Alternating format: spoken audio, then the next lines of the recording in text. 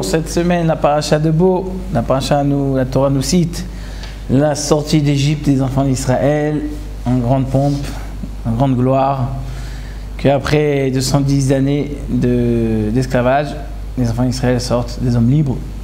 Et la Torah nous dit que tout ce but de cette sortie d'Égypte, c'était pour arriver en terre d'Israël, la terre promise, la terre qui appartient aux enfants d'Israël, qui a été promise à Abraham à l'époque. Et donc, c'était le moment pour venir en Israël. D'ailleurs, ce sujet de venir en Israël, c'est un sujet qui est très à la mode aujourd'hui, surtout avec certains événements que malheureusement que nous connaissons tous, qu'il y a eu il y a 2 semaines.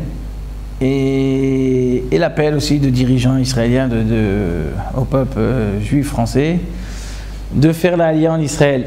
Alors il faut savoir que lorsque Akadosh Baruch Hu a fait sortir les enfants d'Israël d'Égypte pour venir en Israël, d'abord ils ne sont pas arrivés tout de suite, ils ont mis 40 ans, il y a des raisons, mais les commentateurs disent aussi une explication, c'est que pour venir en Israël, il faut être prêt. Et les enfants d'Israël qui étaient esclaves en Égypte, moralement n'étaient pas vraiment prêts.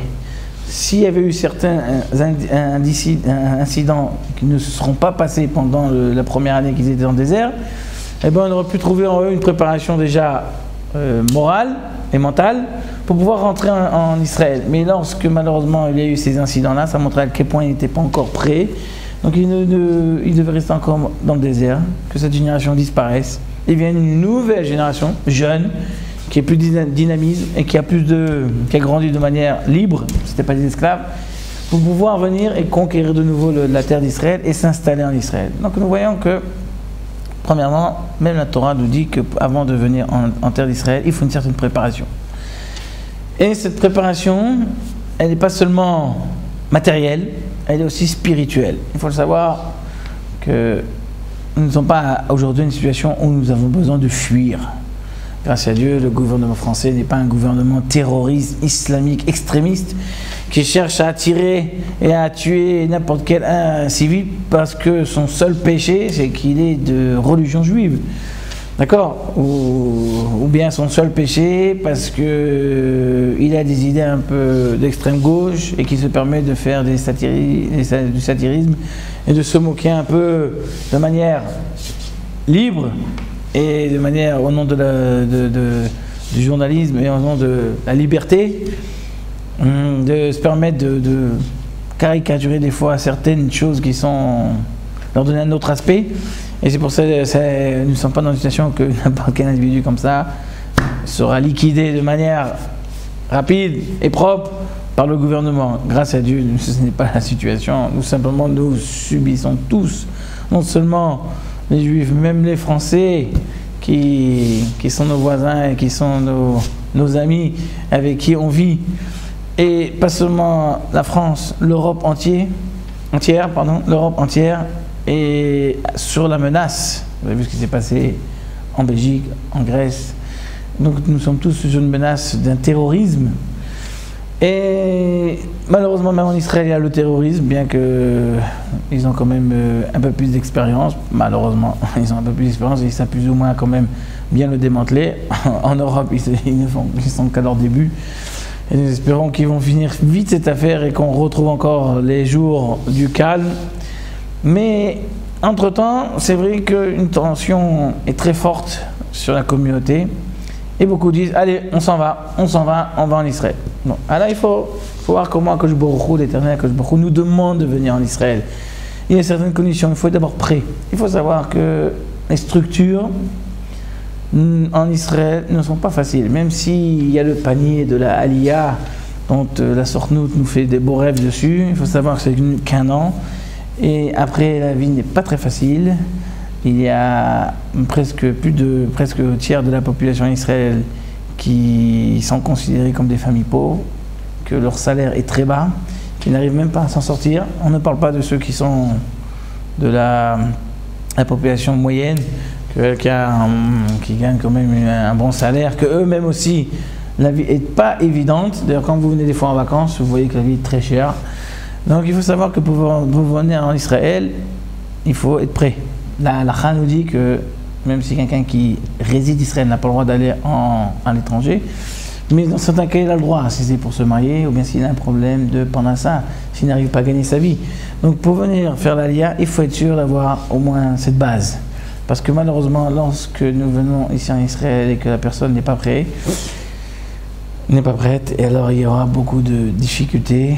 Et nous voyons, dans certains cas, vraiment une dislocation du nid familial dans ces cas-là. Donc d'abord, il faut être prêt pour pouvoir, chacun avec son métier, trouver sa place. Mais ça, c'est encore un problème matériel. Le matériel passe toujours en deuxième. L'important, c'est le problème spirituel. Quel que vous êtes de niveau religieux, en France, même du non-pratiquant jusqu'à l'orthodoxe, il faut savoir que s'intégrer en Israël, quel que ce soit votre origine et votre niveau, c'est pas évident. Les échecs sont très forts. L'éducation est très difficile. Elle est même hostile à ces Français qui arrivent avec une différence dans le comportement, dans la réflexion, dans l'éducation même, dans la manière de voir les choses. Et pas seulement dans la chose entre la conduite de chacun envers son prochain, mais même la manière dont on voit les choses de la religion. Il y a certains tabous en France que ici, malheureusement en Israël, sont détruits. En France, vous ne verrez pas des gens qui parlent contre le jour du Kippour. Et en Israël, vous pouvez entendre des choses pareilles. Malheureusement, il y a une partie de la population qui dit librement, nous on ne reconnaît pas du tout l'existence d'Hachem, Chas v'Shalom. Donc il y a vraiment des grands contrastes et chaque personne qui fait sa lia, il sera affronté à ces problèmes-là. Donc il faut être prêt. Il faut être prêt. Venir faire la lia aujourd'hui de France, ce n'est pas une fuite. Nous ne sommes pas en années 39 où le gouvernement avait déjà décrété beaucoup de lois anti-humaines et anti-démocrates envers la communauté juive. Ce n'est pas le cas. Au contraire, l'État fait tout pour défendre et aider la communauté juive à ce qu'elle soit considérée comme n'importe quel citoyen. Donc c'est vrai que nous sommes en France où peut-être il y a des nids de terrorisme qui sont implantés et qu'il doit y avoir une crainte et que je ne me doute pas que les services de police et les services de défense nationale du pays s'en occupent, même si on n'entend rien à la radio, aux médias, mais c'est sûr qu'il doit y avoir un travail en cachette qui doit bien être préparé et lorsque nous aurons des bonnes nouvelles, nous serons tous en train de les entendre à travers la radio, la télévision ou les journaux. Donc ce n'est pas ça le problème. Le problème c'est, est-ce qu'on doit fuir? Je dis non. Il n'y a pas de raison encore de fuir. Celui qui veut venir habiter en Israël parce qu'il aspire à être dans la terre de ses ancêtres et que les conditions que nous avons dit sont résolues à l'avance, pas de faire l'aventure. L'aventure c'est bien peut-être pour un jeune, 17 ans, 18 ans, il peut faire l'aventure en Israël, comme il peut faire l'aventure dans un autre pays. Ok, il vient tout seul, il se défend, il avance, et s'il a réussi, tant mieux. Mais venir une famille, avec des enfants, adolescents, ou même déjà dans les collages,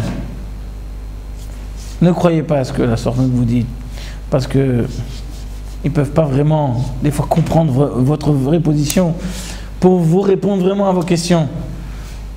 Alors, un bon conseil, vous êtes tous attachés à ou de la famille, ou des amis, ou même des dirigeants, des rabbinim, que eux connaissent de près le problème de la structure israélienne, et donc ils peuvent vous guider. Est-ce que c'est vraiment le moment de faire l'aliyah? Est-ce que c'est vraiment nous partir? Est-ce que le pour et le contre que vous allez avoir, c'est que vous n'allez pas arriver ici au paradis, ne croyez pas, en Israël c'est pas le paradis malheureusement, il y a beaucoup d'épreuves, et là, nos sages disent Eretz Israël niknet bisurim, la terre d'Israël elle n'est acquérie que par des difficultés et des grandes difficultés, ce n'est pas donné gratuitement et pas tout le monde n'a cette capacité de tenir.